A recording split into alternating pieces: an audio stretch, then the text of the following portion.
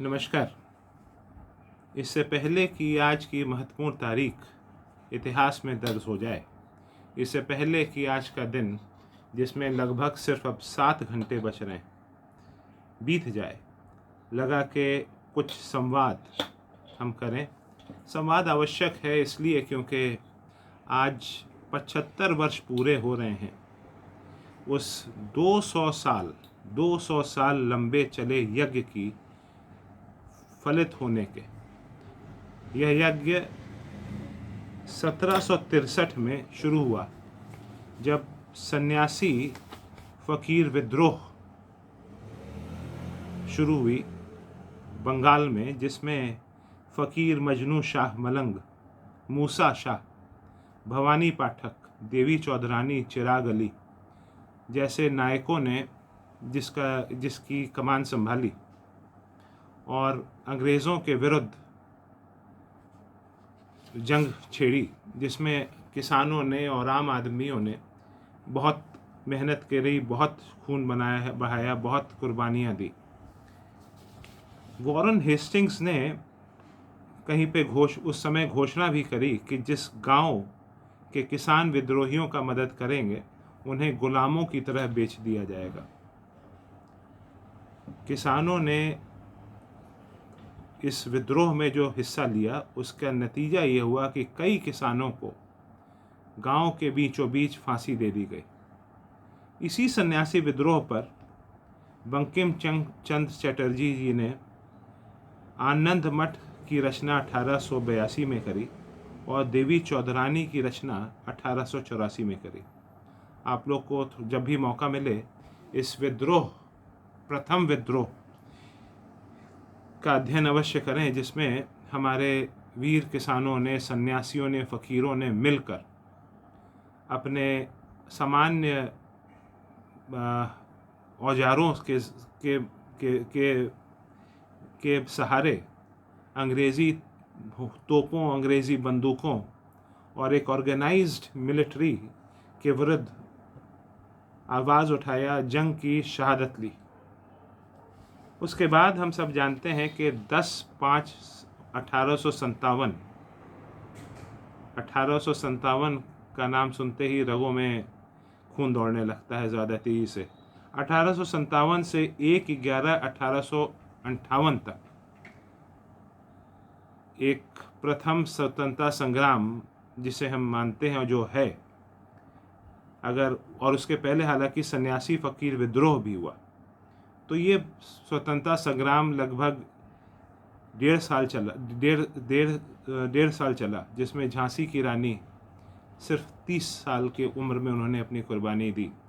नाना साहेब मात्र 35 साल के थे जब उन्होंने शहादत ली।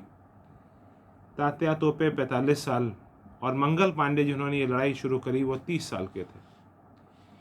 अंग्रेज़ों के खिलाफ लड़ाई चलती रही और हम सब जानते हैं कि तमाम कुर्बानियों के बाद, जिसमें चंद्रशेखर आज़ाद, भगत सिंह, राजगुरु सुखदेव, बाल गंगाधर तिलक और ऐसे तमाम बड़े बड़े नायक जिनके हम नाम जानते हैं और बहुत अनगिनत नायक जिनके नाम हम नहीं जानते, सब ने कुर्बानियाँ दी, तमाम यातनाएं झेली और बहुत मेहनत के बाद ये जो सन्यासी फ़कीर विद्रोह से शुरू हुआ यज्ञ 1763 में जो शुरू हुआ और 1800 के तक चला और उसके बाद ये चलता रहा और 1947 में 15 अगस्त को जब हम आज़ाद हुए तब तक ये यज्ञ चलता रहा। ये 174 साल लंबा यज्ञ, जिसमें हम लोगों, हमारे अन्य बहुत सारे शहीदों ने कुर्बानियाँ दी। जब ये समाप्त होता है तो आज आत्मचिंतन आवश्यक होता है, क्योंकि इस यज्ञ के 75 साल पूरे हो रहे हैं। यूँ तो हर 15 अगस्त महत्वपूर्ण है, हर 26 जनवरी बहुत महत्वपूर्ण है और किसी भी त्यौहार से कम नहीं, दिवाली, होली, ईद से कम नहीं, लेकिन आज की तारीख बहुत महत्वपूर्ण है। तो 2 विषयों पे मेरे को लगा कि मंथन आवश्यक है। पहला ये कि हम आखिर गुलाम ही क्यों हुए, भारत गुलाम क्यों हुआ। और फिर इस विषय का एनालिसिस करें कि क्या वो हालात दोबारा तो नहीं पनप रहे। दूसरे, हम क्या कर सकते हैं उन शहीदों के सपनों का भारत बनाने के लिए, और इस दिशा में सरकारें तो प्रयास कर रही हैं, लेकिन हर व्यक्ति व्यक्तिगत स्तर पे क्या करे या सामाजिक स्तर पे क्या करे। सरकारों की कोशिशों के अलावा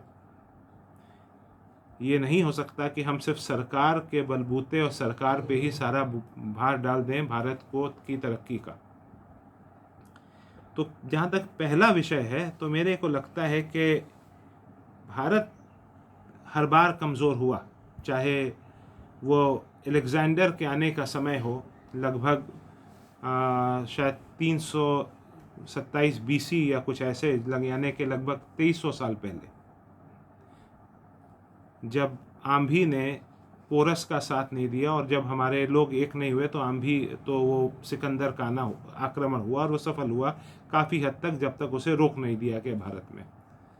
उसके बाद चलती रही लड़ाइयाँ। जब मोहम्मद गोरी आया, तब जयचंद ने पृथ्वीराज चौहान का साथ नहीं दिया।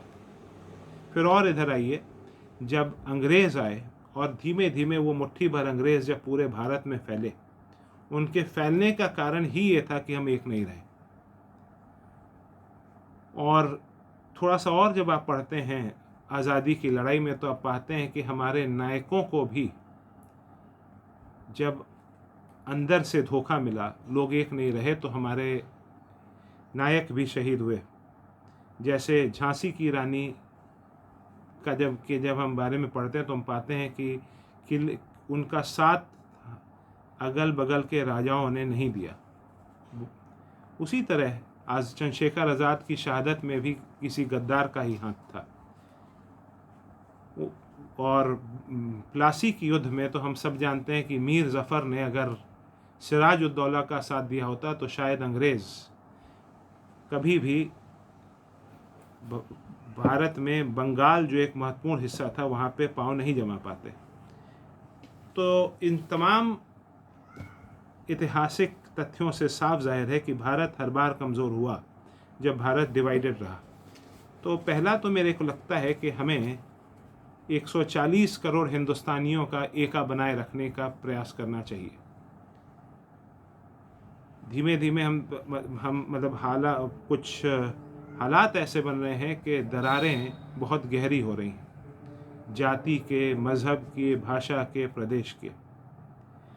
तो हम कोशिश करें कि 140 करोड़ भारतीयों का एका बना रहे, क्योंकि जब भी भारत में दरारें खड़ी होती हैं और हम कोई भी व्हाट्सएप दरारों को फैलाने वाला आगे करते हैं, तो प्रसन्न होते हैं भारत के दुश्मन राष्ट्र, क्योंकि हम उनका काम आसान करते हैं भारत को कमज़ोर करके, और ऐसे व्हाट्सएप वीडियोस को बढ़ा के या फिर उन आपसी चर्चाओं में उन तोड़ने वाली कोशिशों को नाकाम ना करने का जब हम करते हैं काम, तो हम विदेशी ताकतों को मजबूत करते हैं।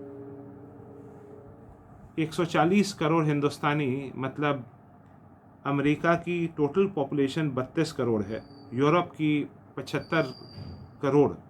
तो यूएस और यूरोप के पॉपुलेशन को मिलाकर लगभग 107 करोड़ होता है, और हम हैं 140 करोड़। अगर 140 करोड़ हिंदुस्तानियों का एका बना रहा, तो दुनिया की कोई ताकत भारत के विरुद्ध नज़रें उठाकर नहीं देख सकती। और यही एकता विदेशियों के आँखों में चुभता है। और अगर आपको विदेशी ताकतों की कोशिशों का भारत को तोड़ने के लिए और भारत में दखल के लिए अगर जानकारी हासिल करनी हो, तो फिर थोड़ा सा खोजें, आप पाएंगे होमी जहांगीर भाभा, विक्रम साराभाई, लाल बहादुर शास्त्री, इन तमाम लोगों के अचानक मृत्यु में संदेह है कि विदेशी ताकतों का हाथ है। तो ये विदेशी ताकतें नहीं चाहती कि हमारा एका बना रहे। तो जहाँ तक पहले विषय का मैंने कहा था कि जिस विषय पे मंथन आवश्यक है, वो ये कि भारत का एका बनाए रखने का हम हर संभव प्रयास करें, क्योंकि इतिहास, जैसे मैंने बताया कि, और हम सब जानते हैं साफ दिखलाता है कि भारत हर बार कमज़ोर तभी हुआ जब वो एक नहीं रहा। कुछ चंद मुट्ठी भर 140 करोड़ में अगर 1 लाख भी हैं, इतने तो नहीं, लेकिन अगर 1 लाख भी देश को तोड़ने वाले लोग हैं तो फिर उनके कारण आप इतने सारी 140 करोड़ भारतीयों का एका क्यों बिगड़ने देंगे। तो पहले ही कोशिश जो हम लोग व्यक्तिगत स्तर पे कर सकते हैं वो ये कि भारत का एका किसी भी सूरत में टूटने न दें।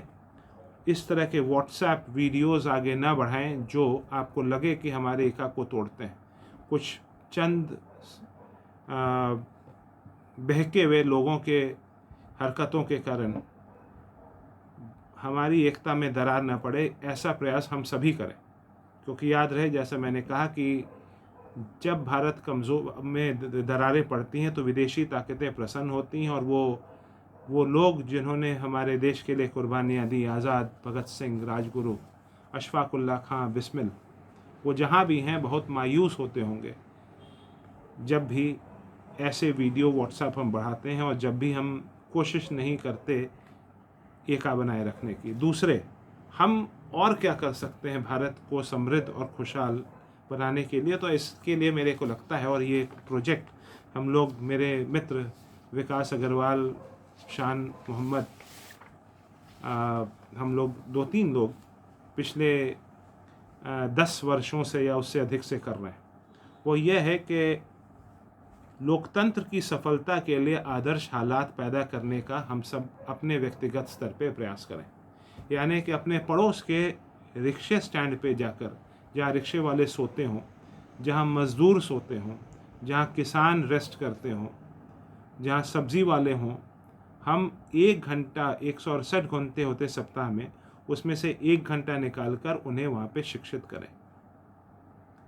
शिक्षा में थोड़ा सा बेसिक लिटरेसी, थोड़ा सा बेसिक भूगोल, थोड़ा सा इतिहास, थोड़ा सा साइंस, और सबसे महत्वपूर्ण लोकतंत्र का महत्व और वोट का महत्व और लोकतंत्र का मतलब। भारत को शिक्षित करें और उन्हें वोट का महत्व बताएं, और वो दिन लाने का कोशिश करें कि एक एक वोट सत्य के पक्ष में पड़े।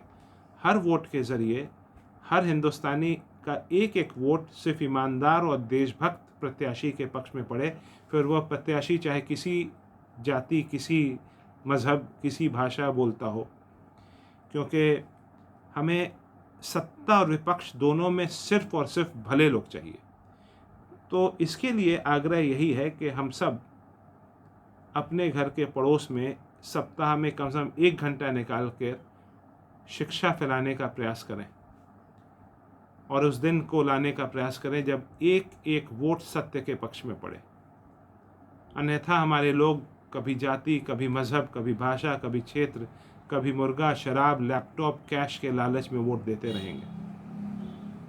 और अगर ऐसा हुआ, जैसे हम लोग, मैं अपने घर के बगल में पढ़ा हूँ 2-3 मित्रों के साथ, आप अपने घर के बगल में पढ़ाएं, आप किसी भी तहसील, किसी गांव, किसी शहर, किसी भी स्टेट में हो, और वो दिन लाएं कि जल्द से जल्द भारत शिक्षित हो जाए, और अगला चुनाव जो 2024 में आने वाला है लोकसभा का, उसमें और प्रादेशिक चुनाव और प्रधान के चुनाव, हर एक में सिर्फ और सिर्फ भले लोग चुने जाएं।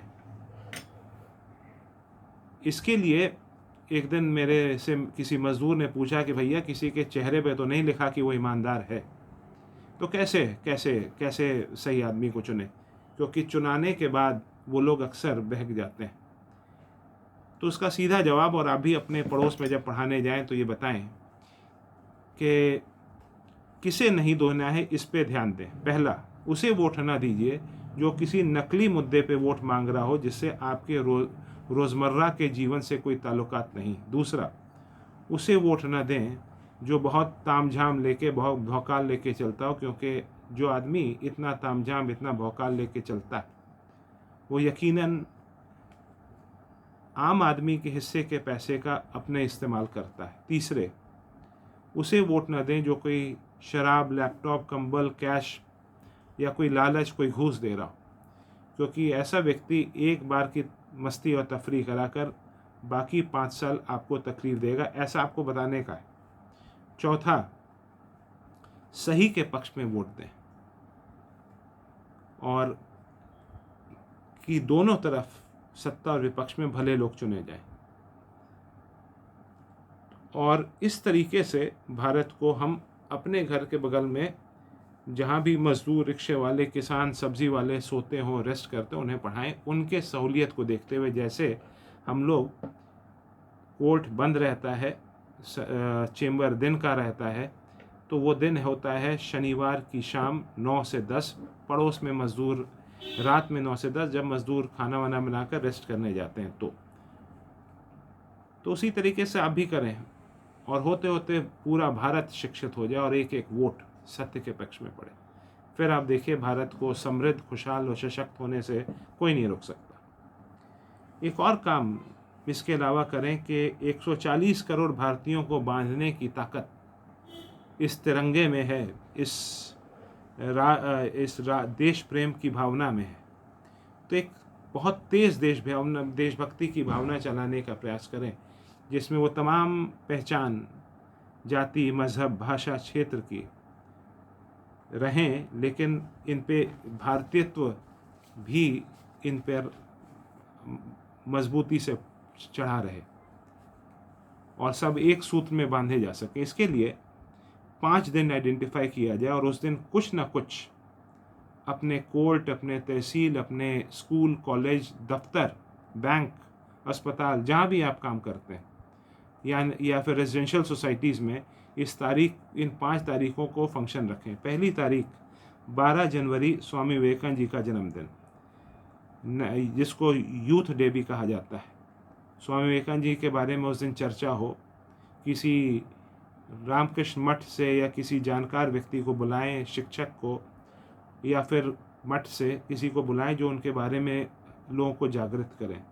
दूसरी तारीख 27 फरवरी चंद्रशेखर आज़ाद जी का शहादत दिवस, जिस दिन वो हमारे लिए लड़ते लड़ते, अंग्रेज़ों से लड़ते लड़ते शहीद हुए, जिसमें उन्होंने आखिरी गोली अपने आप को मार डाली, अपने पर चला दी।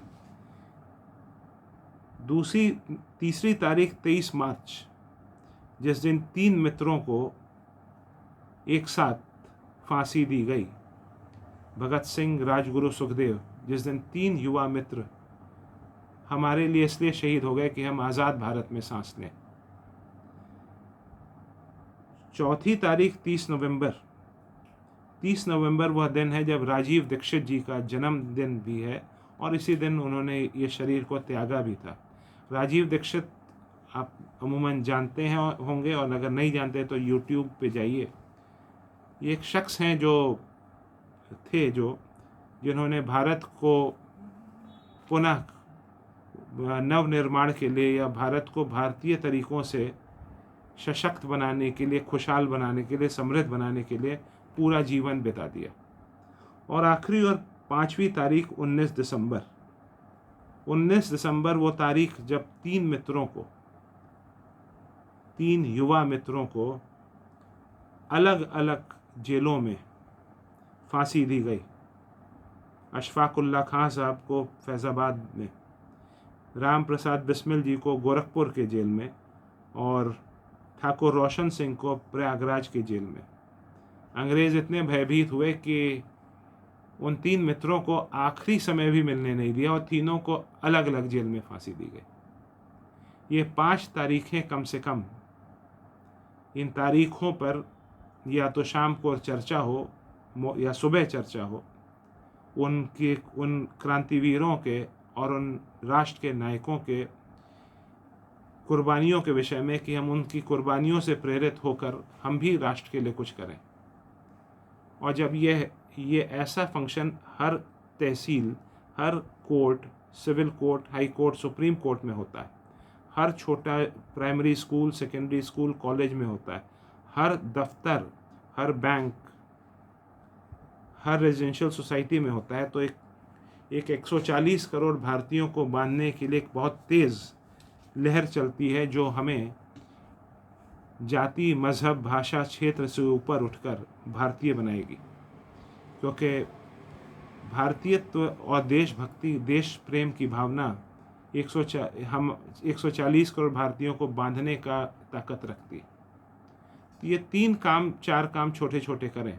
उसके अलावे हमें भारत की मिट्टी, भारत की हवा, भारत की नदियों, भारत के जंगलों, भारत के पहाड़ों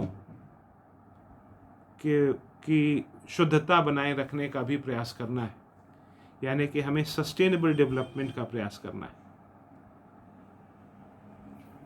धीमे धीमे भारत की हवा बाकी दुनिया की तरह प्रदूषित होती जा रही है। हमारी नदियाँ काली पड़ रही हैं और गंदा काला नाला कई नदियाँ बनती जा रही हैं। हमारी मिट्टी प्रदूषित होती जा रही है इनऑर्गेनिक वेस्ट के कारण। हमारे शहरों के जल स्तर गिरते जा रहा है।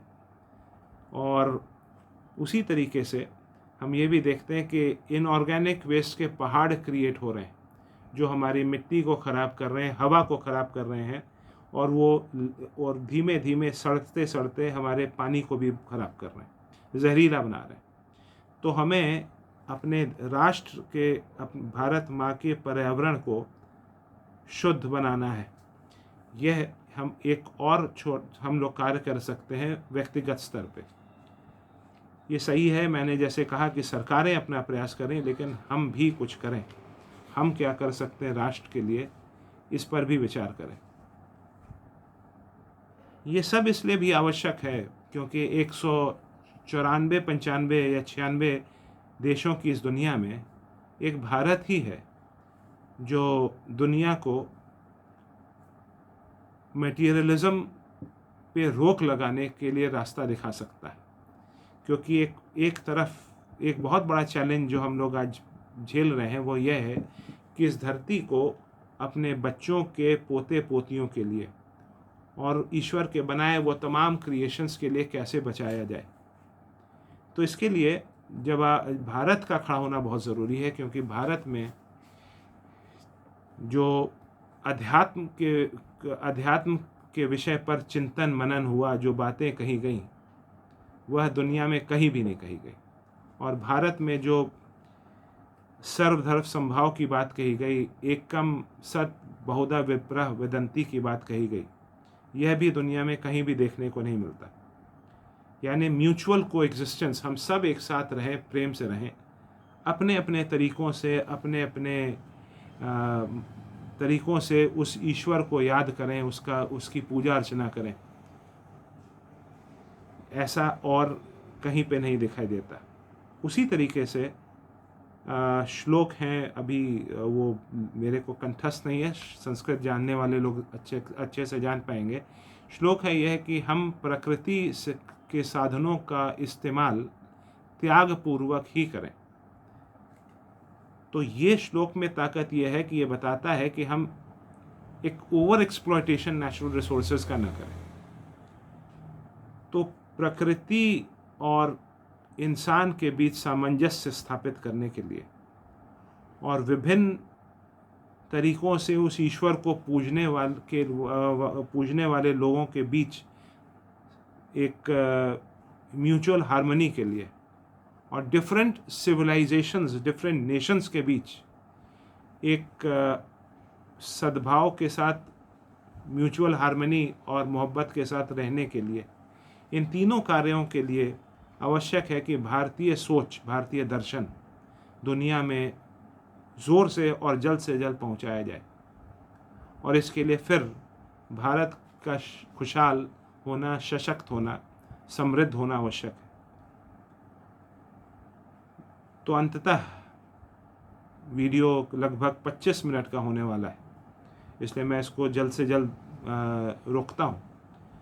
अंततः हम सब आग्रह है कि हम सब, सरकारें जो कर रही हैं वो करती रहें भारत को खुशहाल बनाने के, लेकिन हम भी व्यक्तिगत स्तर पे ये 3-4 कार्य ज़रूर करें। मैं समअप करते हुए कहता हूँ, पहला कि अपने घर के पड़ोस में जहाँ मज़दूर आराम करते हों, रेस्ट करते हों, मज़दूरों को, रिक्शे वालों को, किसानों को, सब्ज़ी वालों को शिक्षित करें उस दिन की ओर कि एक एक वोट सिर्फ़ और सिर्फ सही के पक्ष में पड़े। फिर वो व्यक्ति चाहे सत्ता में आए या विपक्ष में आए, लेकिन एक एक प्रत्याशी, प्रधान से लेके एमएलए और एमपी, हर लेवल पे तीनों टीयर ऑफ जो डेमोक्रेसी हैं, तीनों में सिर्फ और सिर्फ सही लोग आएँ, इसके लिए शिक्षा फैलाएं। दूसरा, राष्ट्र प्रेम की भावना फैलाने का प्रयास करें और भारत के 140 करोड़ लोग एकजुट होकर एका बनाए रखते हुए एक साथ मिलकर माँ भारती को खुशहाल बनाने की ओर बढ़ें। तीसरा कार्य, अपने देश के पर्यावरण को बहुत खूबसूरत बनाएं, उसके हवा, उसकी नदियाँ, उसकी मिट्टी, उसके जंगलों को हम उसकी शुद्धता बनाने का यथासंभव प्रयास करें और इस पर देखें कि डेवलपमेंट के साथ साथ कैसे शुद्धता बनाए रखने का बैलेंस, यानी सस्टेनेबल डेवलपमेंट कैसे हो सकता है। चौथा, इन विषयों पे कार्य करते हुए हम औरों को भी जगाते रहें। इतना करते हुए हम अगर हम कोशिश करेंगे और साथ ही साथ भारत का एका बनाए रखने का प्रयास करें, ये एक रह गया था, यह भी बहुत इम्पोर्टेंट है, क्योंकि याद रहे कि जब भी हम कोई भी वीडियो आगे बढ़ाते हैं जो भारत को के बीच दरारें डालता हो, याद रहे आजकल अजीब सा दौर है कि एक से एक वीडियो आ रहे हैं जो हमें हमारा ब्रेन वॉश करने का प्रयास करते हैं। तो सरकार तो कोशिश कर रही है एका बनाए रखने की, लेकिन हम भी उस व्यक्तिगत स्तर पे प्रयास करें, क्योंकि जब भी भारत के लोगों के बीच दरार डालने वाली कोशिशों को हम रोकते नहीं हैं तो विदेशी ताकतें प्रसन्न होती हैं और हमारे नायक आज़ाद, भगत सिंह, राजगुरु, सुखदेव, अशफाक उल्लाह खां साहब, तिलक, ये सब बहुत मायूस होते होंगे वो जहाँ भी हैं। तो 174 साल लंबा यज्ञ जो 1763 में शुरू हुआ सन्यासी फ़कीर आंदोलन से, जो 1857 में दोबारा बहुत ज़ोर से भभका, जो और अल्टीमेटली 1947 में तमाम कुर्बानियों के बाद जब भारत आज़ाद होता है, ये 174 साल लंबा यज्ञ कुछ चंद बहके हुए लोगों के कारण इस तमाम प्रयास को, इस तमाम यज्ञ के फल को व्यर्थ न जाने दें और भारत को समृद्ध और खुशहाल बनाने के लिए हम सब कोशिश करें। अपने सुझाव भी हमारे ईमेल आईडी पर भेजें। हमारा ईमेल आईडी है savemother@gmail.com, SAVEMOTHERASSOCIATION@gmail.com। अंततः सभी को स्वतंत्रता दिवस की बहुत बहुत शुभकामनाएं और आइए हम सब प्रयास करें कि भारत खुशहाल, समृद्ध और सशक्त हो। वीडियो थोड़ा सा लंबा हो गया है, लेकिन इस वीडियो को आपको जब भी मिले दूर तक भेजें और इससे बेहतर वीडियो बनाकर राष्ट्र को जगाने का प्रयास करें। धन्यवाद। वंदे मातरम। जय हिंद।